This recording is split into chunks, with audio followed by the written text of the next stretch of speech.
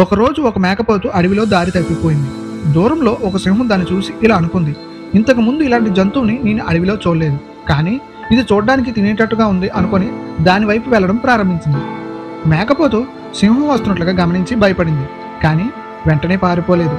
పక్కనే ఉన్న ఎముకల గూడిని గమనించింది. దాని బుర్రలో ఒక మంచి ఆలోచన వచ్చింది. మేకపోతు గట్టిగా అరిచింది, అయ్యో, ఈ సింహం మాంసం ఎంత రుచిగా ఉంది, ఇంకొక సింహం దొరికితే బాగుండు అంది. ఆ మాటలు విన్న సింహం అక్కడే ఆగిపోయింది. ఏమిటి, ఈ చిన్న జంతువు సింహాల్ని తింటుందా, ఇక్కడ నుండి తప్పించుకోవడం మంచిది అనుకుని నెమ్మదిగా వెనక్కి తిరిగి వెళ్ళిపోయింది ఆ సింహం. అక్కడే చెట్టు మీద కూర్చున్న ఒక కోతి ఈ సంగతులన్నీ చూసింది.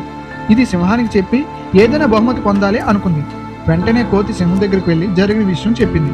ఆ మేక అబద్ధం చెబుతుంది, అది కేవలం ఎండిపోయిన ఎముకలు మాత్రమే. సింహం కోపంతో ఒక కేక వేసింది. దా, నా వెనక కూర్చో కోతి, మన ఇద్దరం కలిసి వెళ్ళి ఆ మేకని శిక్షిద్దాం అంది.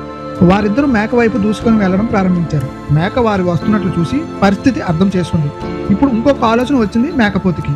వారు దగ్గరికి రాగానే మేకపోతు బిగ్గరగా అరిచింది. ఆ కోతి ఎక్కడికి పోయింది? గంట క్రితమే నేను చెప్పాను కదా ఇంకొక సింహాన్ని తీసుకొని రమ్మని. అది విన్న సింహం మళ్ళీ అక్కడే ఆగిపోయింది. కోతి మాత్రం భయంతో చెట్టుపైకి ఎక్కి పారిపోయింది.